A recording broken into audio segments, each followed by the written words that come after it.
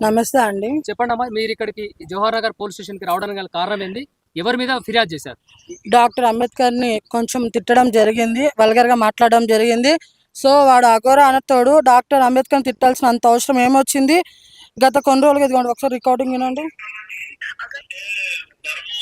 చట్టం అనేది ఉంది భారతదేశంలో. భారతీయ రాజ్యాంగం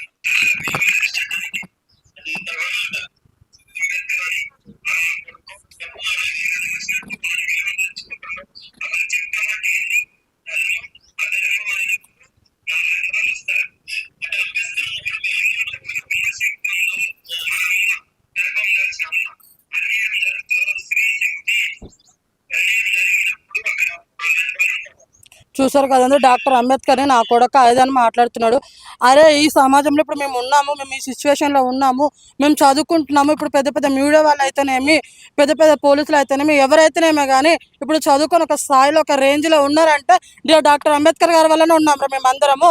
కానీ మాకు అంబేద్కర్ గారిని కించపరిచినట్టు మాట్లాడను. ఈ విషయంలో నేను మాత్రం అస్సలుకు ఊరుకునేదే లేదు. దీని గురించి ఎంతవరకైనా పోరాడతాము. మా ట్రాన్స్ కమిటీ మొత్తం వస్తాము. నీ అంత చూస్తాం బిడ్డ నువ్వు. ఖబర్దార్ కొడక, నువ్వు ఎన్ని రోజులకైనా సరే నువ్వు మాకు చేతికి చిక్కాల్సిందే. ఆయన హైదరాబాద్ కు రాకుండా పోవు, వచ్చినప్పుడు మాత్రము మా చేతికి చిక్కుతావు. చిక్కినప్పుడు మాత్రం నా కొడక నీకు మాత్రం ఎట్లా అంటే మా ట్రాన్స్ మొత్తం కలిసి బట్ట లేకుండా తిరుగుతున్నావు. కానీ మీద ఉన్న అభయవ లేకుండా చేస్తానని చెప్తున్నాము.